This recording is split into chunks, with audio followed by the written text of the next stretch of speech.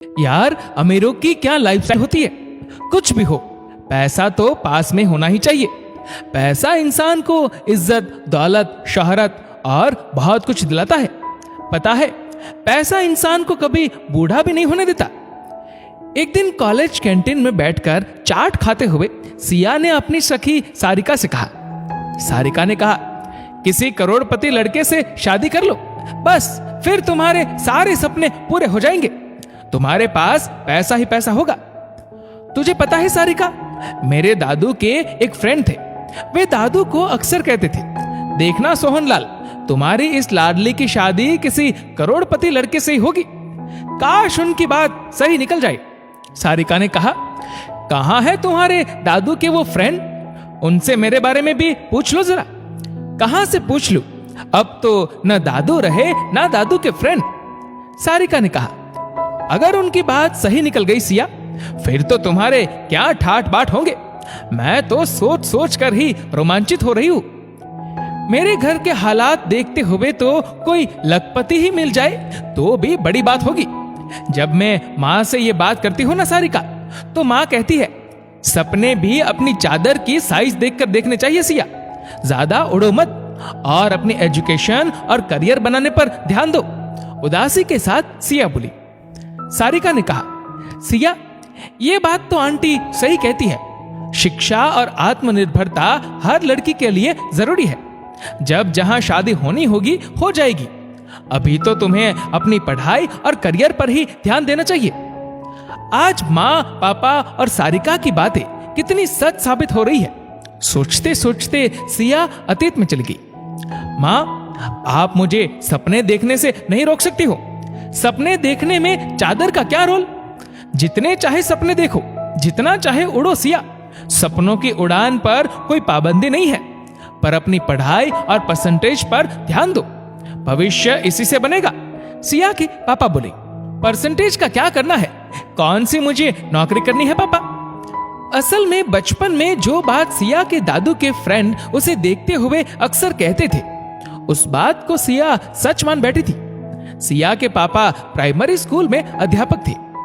हालांकि माँ पापा की जिद पर उसने एमबीए की डिग्री तो हासिल कर ली। एक दिन खुली आंखों से देखा, सिया का सपना सच हुआ। अपनी एक फ्रेंड की शादी में सुमित ने उसे डांस करते देखा और उस पर अपना दिल हार बैठा।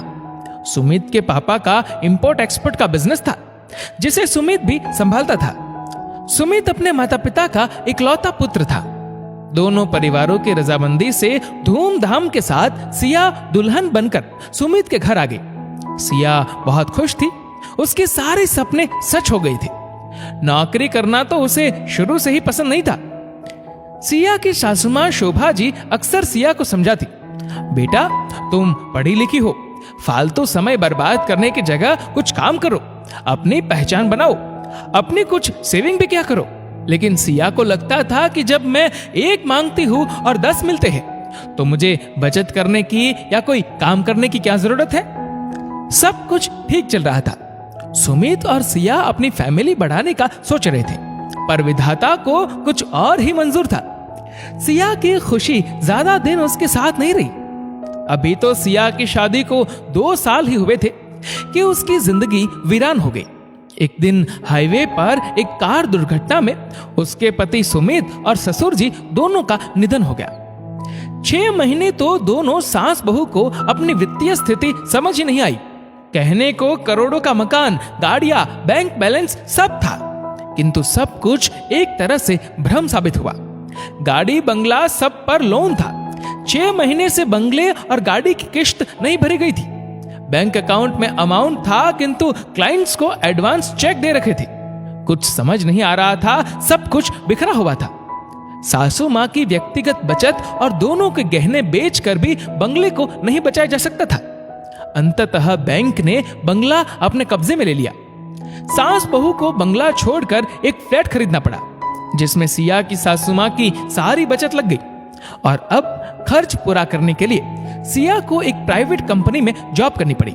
सिया के हाथ में जब अपनी पहली कमाई के रुपए आए, तब सबसे पहले उसने मंदिर में प्रसाद चढ़ाने के बाद सेविंग के लिए अपनी सैलरी का एक भाग अपने अकाउंट में जमा करवाया। सिया को अब सोच सोच कर कंपी आती है कि यदि उसकी सासू माँ ने भी अपनी पर्सनल बचत नहीं रखी होती तो क्या होता। उनके पास रहने को घर भी नहीं होता। बंगले पर बैंक का कब्जा होने के बाद आज वे सड़क पर होते। सासू माँ की आवाज से उसकी तंद्रा भंग हुई, जो उसकी माँ से फोन पर बात करते हुए कह रही थी, विधि के लिखे को कौन टाल सकता है बहन जी, जो होना था वह हो गया। लेकिन मुझे खुशी है कि सिया को भले ही बचत का महत्व देर से समझ आया, पर आया तो। दोस्तों, आज लड़कियों के लिए जहां शिक्षा और आत्मनिर्भरता अत्यंत जरूरी है, वहीं उनमें बचपन से ही बचत की आदत भी डालनी चाहिए। वक्त का कोई भरोसा नहीं है। कोई नहीं जानता कि वह कब किस करवट बैठकर किसको कैसे दिन दिखा दे। दोस्तों, इस वीडियो को लेकर आपकी क्या राय है, नीचे कमेंट करके जरूर बताएगा। और अगर आपको वीडियो अच्छा लगा हो तो इस वीडियो को लाइक करेगा, शेयर करेगा ज्यादा से ज्यादा लोगों तक। और ऐसे ही और भी इंस्पिरेशनल वीडियोस के लिए सब्सक्राइब करें हमारे यूट्यूब चैनल को और फेसबुक पर फॉलो करें हमारे पेज को। धन्यवाद।